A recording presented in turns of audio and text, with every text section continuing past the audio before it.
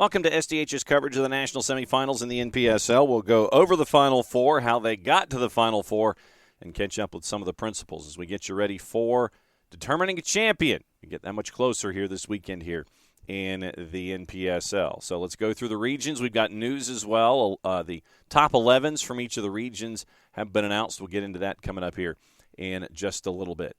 In the national semifinals, here's how it runs. Hosted by the higher seed, Apotheos has to travel as the 4 seed to Westchester United SC. Crossfire Red travels to Tulsa Athletic in the battle of 3 and 2. Next weekend, it's hosted by the higher seed. So if the only way that anybody other than Apotheos has to go on the road, either way, as the 4. Crossfire Red could host, but Apotheos would have to get some upset. And then once again, Westchester United, your 1. Tulsa Athletics, the 2. They've been playing their games this season at Rogers, and it is Crossfire Red number 3. Apotheos is your number 4. So let's get you into the regions and how we got to the Final Four. In the West Region playoffs, started out in the semifinals, Crossfire Red, as International Portland Select didn't qualify for the playoffs because they didn't play enough regular season matches. Crossfire Red beat FC Arizona by the score of 2-1.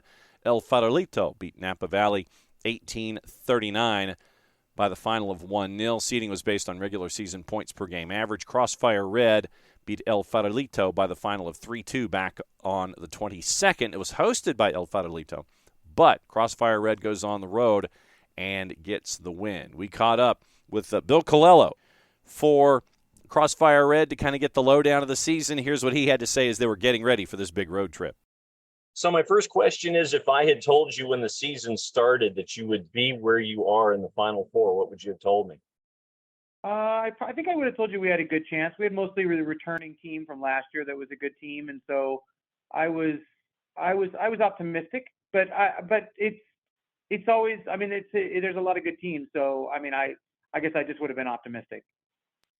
So what has this ride been like for you, for the ownership, for the team, for the community? What has it been like to get to this point? What's the anticipation and the level of excitement coming in?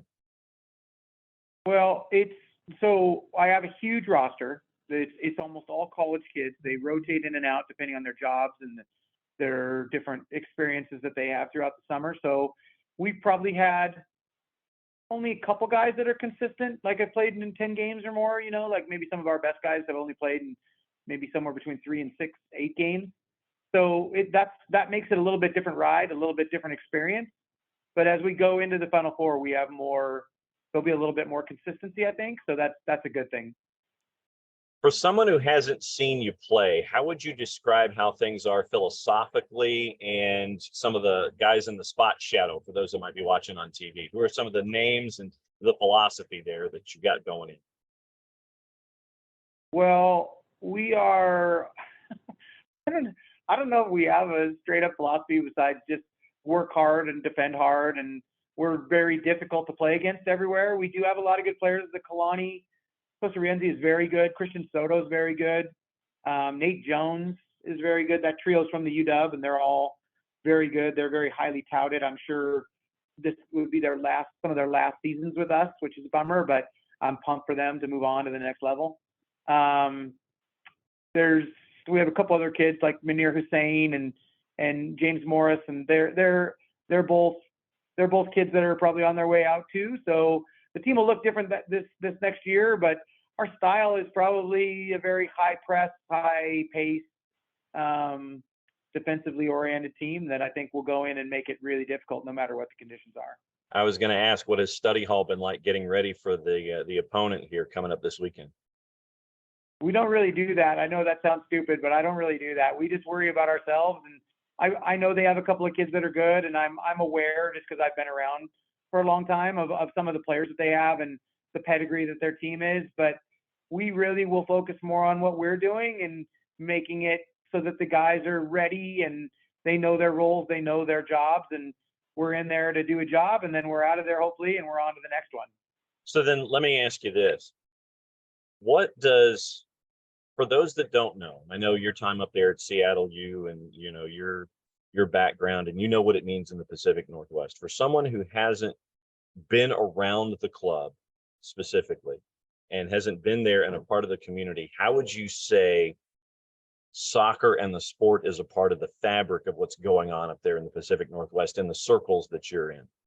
Yeah, I mean, it's the club has been around for a really long time. Bernie James runs the club. He's done a fantastic job for all these years, and he's put out tons and tons and tons of good players.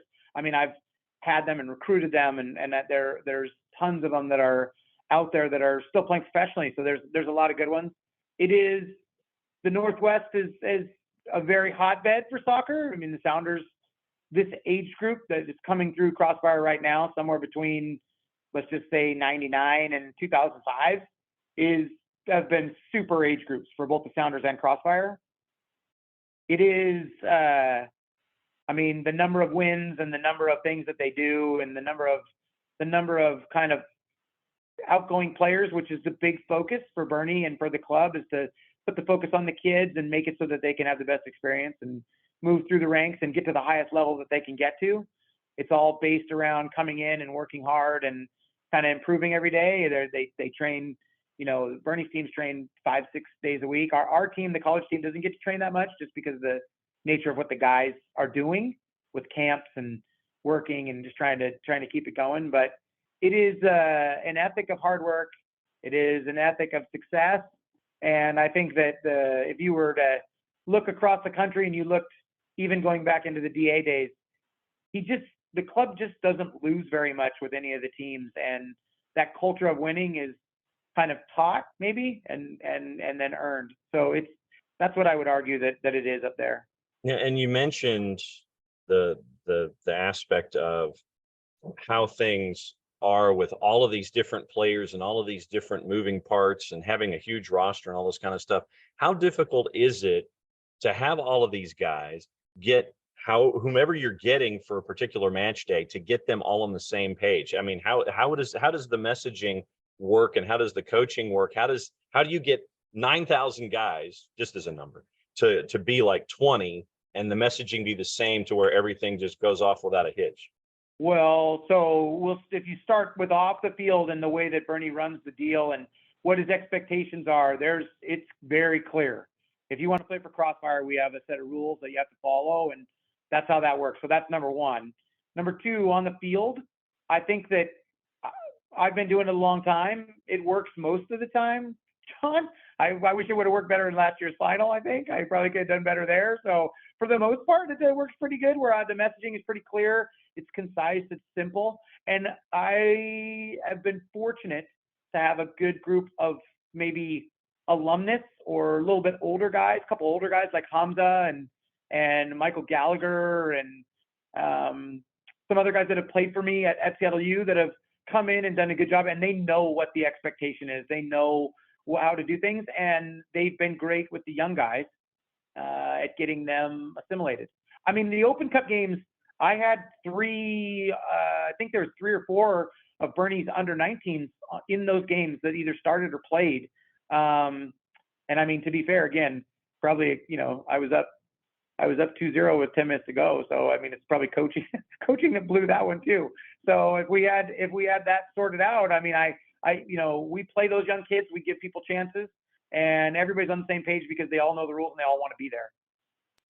My last question for you, and thanks for hanging out and hanging with me, especially through road construction. The biggest lesson or lessons that Crossfire took from itself, the coaching, the players, what were some of the bigger lessons that you could take with you from the 22 season that you've applied to 23 to get you into this matchup against Tulsa in the national semifinal? So it's more of the same, and it's the consistency. Like I said, it's been, we've padded and got a few more players that we knew we'd need on the roster just because of the way that we were in and out. I mean, last year, I think we tied almost, over half the games just because we were so in. I don't think I ever had everybody for one game. So never had the full roster ever, except for Muskegon, when we played Muskegon. So that's the only game last year. This year, we'll have basically, we're missing one player that I think would probably be close to a starter or in the starting lineup. So I have almost everybody for this game. And if we win, I know we'll lose a couple guys for next week. They're off to different pro trials and different things. So it's I think what we learned is being able to make a little bit better padding for the roster so that I have some reinforcements that I can call that are like, similar, or and have that same attitude. So that's been the biggest one for me. College teams, I probably started the same guys for 16 out of the 20, you know what I mean? Out of the 20 games. It's very consistent. You don't have that guys break into the team and fall out of the team, but I bet you there's 9-10 starters that go for most of the way. That's just how that college season is so condensed. This one's as condensed, but because of the fluidness of their lives and what they're doing, it does. And they have to have some downtime, right? They have to be able to get out and have somewhat of a summer as they go into their fall. And, our goal is that we hopefully can win a national championship and to send those guys off, and they're a little bit better than they were when they got there, and they go and win big, in this next fall. Midwest region, here's how it fell out there. You had North Conference playoffs, Midwest region playoffs, came down to Steel City and Med City, goalless after 90. They go to PKs. The top seed wins by the final score of 6-5. Tulsa Athletic, the 3 seed, knocked off Des Moines United by the final of 4-3, so that meant it was 1 versus 3. Steel City lost to Tulsa Athletic by the final of 2-1, and that was how Tulsa Athletic has made their way in through the Midwest region final. South region, it is Apotheos making their way through, and it was hosted by the higher seed, so Apotheos in the Southeast Conference playoffs made their way through, knocking off Georgia Revs. We've caught up with them all season long. South region playoffs were in Naples, Florida. Naples United would lose to Apotheos in the South region semi 1-0. Southern States would knock off Brownsville NPSL, and a bit of a surprise coming out of the Texas region and the Texas area. So that meant it was a 2 and a 4, and Apotheos wins it 2-1 over Southern States in Naples, Florida. SDH's own Jarrett Smith has been calling matches all season long with Ben McKittrick. Here's Jarrett's thoughts on Apotheos as they have made it to the Final Four. So, Jarrett, as we're now down to the Final Four in the NPSL, Apotheos is one of those 4 chasing after Westchester. You and Ben McKittrick have been keeping an eye on Apotheos for most of the year there in the Southeast Conference. What have been some of your takeaways looking at them throughout this season? Because sometimes you don't know which Apotheos team is going to show up. You don't, and it's kind of been weird, but the overarching thing has been the fact that they don't give up a lot of goals. They led the NPSL Southeastern Conference with only 11 goals surrendered this season. They had a lot of slow starts to the year in games where it was almost like the clutch got stuck. They just couldn't get it into gear. They get it going in the first half, middle of the first half, but they would rely on that defense, and it's part of it is that defensive pairing of Abraham Adamfa and Mohamed Diakite, with Mustaf Dante sitting in front of them to do a lot of defensive work. Henry Pleites in goal, we've talked about it all year, is kind of an undersized goalkeeper, but he's very athletic, very good with the ball at his feet, and very aggressive at times in terms of being a passing option. So they are able to kind of if they can get their foot on the ball, take away some of the tilting of the field that comes against them. And I think that defense is going to be important coming up into what is possibly the last 2 games of the season. Well, definitely the last one, maybe the last 2. Well, and at the same time, you've got folks on Apotheos. I mean, this is a team that last year, in their first year of existence, they had their problems in the Southeast, but things have flipped. Obviously, you look at the man on the touchline that's a part of this discussion, and it's experience. You've got experience, and some teams are wired this way. In the past, we've seen teams like Motown FC that have brought in ex-MLS players that they just want to have in for playoff runs and things like that. But this is not a team filled with 18 to 22-year-olds like you see in some instances. No, it's not. They do have some guys like Giovanni Rios, who was all conference selection this year, is a younger guy playing at Clayton State. Not sure what Rios' ceiling is, but I think it's higher than NPSL if he wants to play professionally. But you do have a lot of more veteran guys, but a lot of these guys, more importantly, have played together for a long time. A lot of them grew up together. You have a lot of guys who are not from the U.S. A lot of guys came out of refugee communities, and even at younger ages, they've known each other for a long time. That chemistry helps them, even when they're not at their best. It helps to be able to lean on them, and we see this across not just soccer, but in all sports, John. Well, yeah, go ahead. Where you get into a tournament situation, you get in knockout situations, and it doesn't always matter how good you are. What's your camaraderie like? What's your chemistry like? Can you lean on each other when you need each other most to get through those tough one-off games? And you mentioned Giovanni Rios. You and I have seen him with his time at Clayton State, looking at things in the Division II level. You get a guy like Junior Sandoval, John, who has experience at levels outside of the NPSL. So it's interesting to see this blend of collegiate stars, the late 20s, early 30s guys. I think Sandoval's 34 now? Yeah, Sandoval's 33 or 34. He's damn near my age. Which is one of those things where you realize in life, being in your 30s isn't a big deal. In soccer, you might as well be a relic. Well, but Junior Sandoval's been doing this for so long. I was talking to somebody last night. They asked who he played for. So he played for everybody. yes. Juniors. If you go to Junior's transfer mark page, the list is about as long as my leg, and I'm 6'5", and mostly leg to begin with. Junior's been around the block, but he's a veteran, and look, he has helped carry them through this. He scored the game-winning goal in the Southeastern Conference Final. He scored the game-winning goal against Southern States to win the South region. It's been a very impressive. It's been a very impressive run for Sandoval, being that veteran and coming up when they need him. Okay, I actually did the research. Our friends at Transfermarkt have Junior Sandoval at the age of 32. God. Like I said, our friends 32, at they have him at 32. Let's just say that. Right now, date of birth, October 13, 1990. Here's the Junior Sandoval profile page. Islanders, Silverbacks Reserves, Marathon, Jaguares FC, without Club FC, Jacksonville Armada in 2016, Fort Lauderdale Strikers, LA Wolves in NISA, Kalanji SA, Memphis 901, Vegas Lights, Kalanji, and that's where he's been right now I think it's his second turn with Kalanji SA.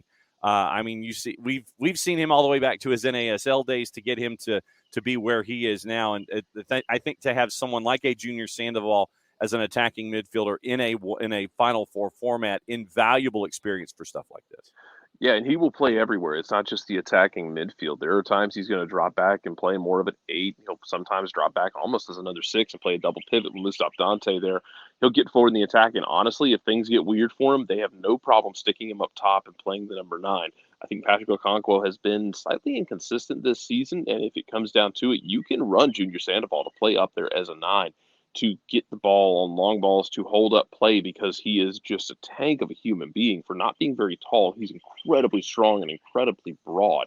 He can hold up play, and where Apotheos can hurt you is if they get that hold up play and they can build those combinations down the left or right side, be it with Rios, be it with Lamine Jane, who really came on strong as the season went along. Anthony Sumo Jr. is a dangerous winger as well, led the team in goals in regular season play. You have all of those guys who can contribute. Nick Amoako, who was basically operating as a super sub halfway through the season before he got injured against Chattanooga FC in a friendly. If he can provide some of that hold up and some of that link up play for those guys to get down the wing and be the playmakers, they can make some noise. It's a team that absolutely can make some noise and will give as good as they can get. Lamine Jane, to me, has been impressive. You and I got to see him in USL Championship with time that we got to spend with him in the Eastern Conference.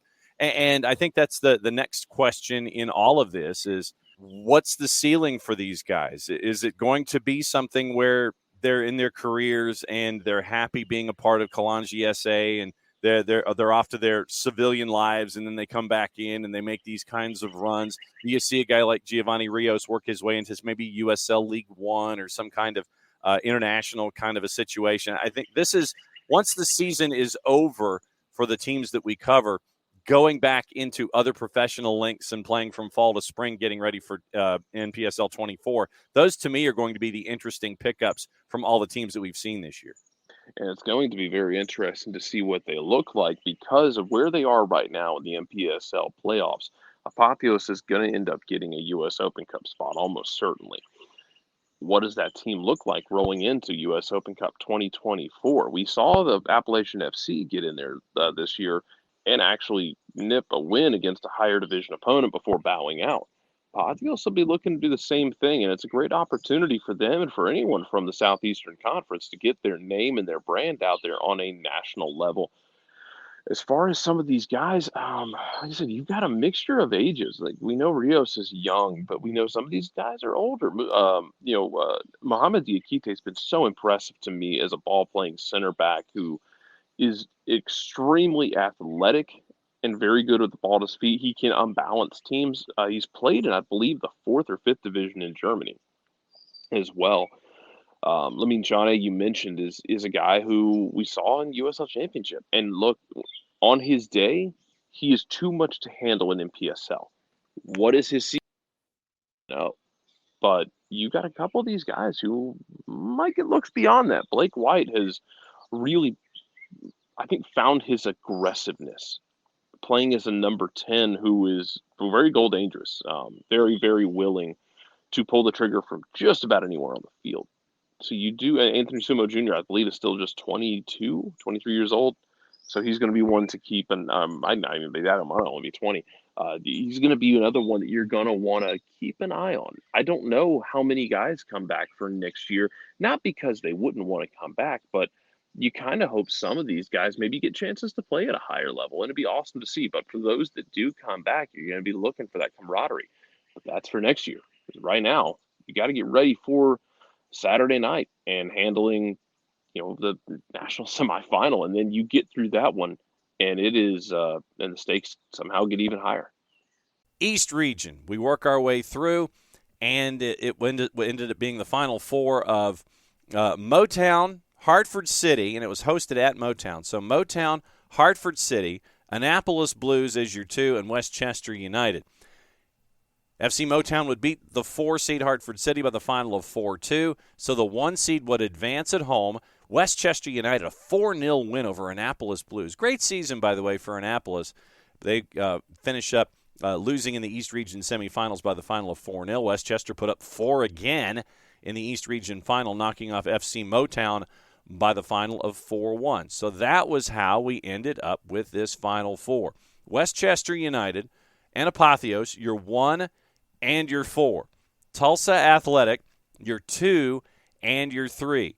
We mentioned Tulsa Athletic working their way through in the Midwest region. Steel City FC, the match in the Midwest region final, would take a while. Here's your highlights, courtesy of our friends at 11 Sports and the NPSL. Through the middle. Here we go. Takes on 1 Pittsburgh defender. 2. Here we go.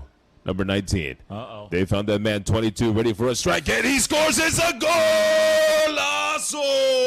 Ladies and gentlemen, Tulsa takes the lead. First goal in minute 26. Minute 26.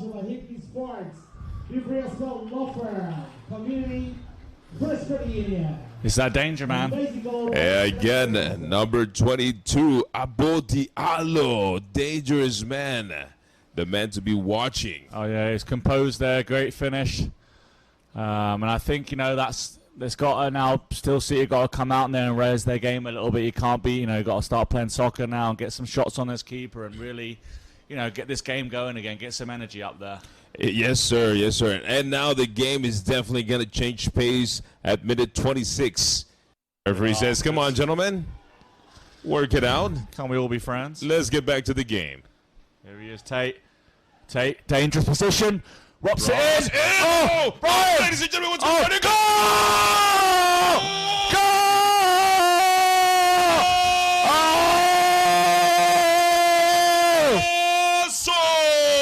Also, what a golazo! Ladies and gentlemen, Pittsburgh got the equalizer! Oh, my gosh. We're back on the game! Oh, my! Amazing goal! Minute 83, they did it, ladies and gentlemen! There we go. Woo! Gotta be careful, though, the man behind him. He does a great job playing off the last defender. A long pass once again for the attackers. Ooh. On the front lines. Taking on 1, taking on 2, Oh, no. 3. Defenders takes a shot! Goal!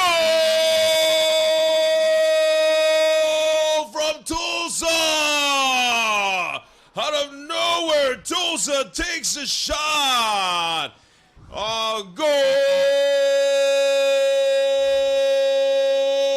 Toza. So that gets us to the national semifinals. Once again, you can follow along on all of your favorite social media platforms. Go to NPSL.com and you can get your national semifinals multicast link. Click there at the NPSL and NPSL.com, and you can follow along and keep an eye on what's going on in the national semifinals. So we've had the 11s announced, the top 11s in each of the areas in the NPSL. So we'll let you know who's on those, and you can also vote for players making their way through. And you want them to show up on a national level, you can certainly do that. 8:30 Eastern Time reminder, Tulsa Athletic and Crossfire. That one's at 8:30 once again from Rogers State University in Claremore, Oklahoma. And we'll keep an eye on that as well when it comes to national semifinals. When it comes to the top 11s in each region, here's how it is in Tier 1. You've got, for Annapolis Blues, we mentioned the season that they've had. Blaise Santangelo, obviously, for Westchester.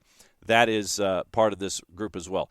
Hemmendinger in net for Annapolis. Evan Watt for Classics at the back, along with Jason Goldfelder for Hershey. Jean Voltaire for FC Motown.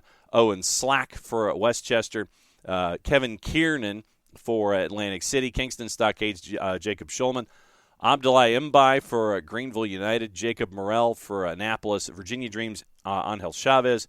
And Evan Southern for Hartford City. That is your 2023 East Region 11. Midwest Region 11, Steel City's Tate Money. Use Sakanome from Fusion. Abubakar Diallo from Tulsa, along with teammates Bryson Reed and net and Vitor Turnus. Eric Beltran from Thunder. Miguel Arellano from Minnesota Twin Stars. Nick Faddis is also on the board. Cooper Forcellini from Sunflower State Football Club. Duluth's Stefan Robe and Boban Kansar, along with Steel City's Dan Brower. That's your Midwest Region 11, as it was named earlier this week as well. In the South Region, Stars, Santiago Hoyos, Giovanni Rios. No surprise with his time, the conversation we had with Jarrett Smith. Giovanni Rios from Apotheos, Naples United's Pablo Morisi. Callum Shora from Georgia Revs, West Texas, Victor Machado. Mason Tunbridge from Jacksonville Armandas U23s. Dennis Bates from Appalachian Football Club. Jacob Schnitzler. Kodai Kobayashi from Lubbock Matadors. Andrew Elkins from Georgia Storm. And Nathaniel Martinez in net for Georgia Revs, and Paul Gilbert from Matadors is on that list as well in your region selections in the South. And in the West, Kyle Benjamin from FC Arizona, El Farolitos, Dembor Benson, and Crossfire's Eric Frintu up top. Luis Fernandez from Napa Valley, 1839. Farolitos, Herbert Soto. Christian Rincon from Crossfire. FC Arizona's Marcos Afonso, along with the legends Julio Vargas, Christopher Christian from Sacramento Gold, and FC Arizona's Uche Uzo. Carlos Ayala from Napa Valley is 1839 there in net. And Bill Colello is the coach laid out there for you for your West region. So those are your region selections for the 2023 season. And it's been really cool to see the growth and evolution of all of these teams as we get you ready for the Final Four. Go to NPSL.com, get all the information that you need. Once again, you can click on NPSL.com and get yourself ready for the semifinals, the national semifinals. Link is available there. Don't forget to follow along on the NPSL on Facebook, Twitter, and Instagram as well each and every time. It's NPSL Soccer on Facebook, NPSL Soccer on Twitter, and NPSL Soccer on Instagram as a USASA Tier 1 league. Enjoy the national semifinals. When we get ready for the finals, we'll have as much in-depth coverage as we can. We'll let you know about the 4 that have made it to 2 as they chase a championship. Enjoy the games this weekend as we get that much closer to determining a champion here in the NPSL. For everybody here at SDH, I'm just John. Play it safe, everybody. Enjoy your games.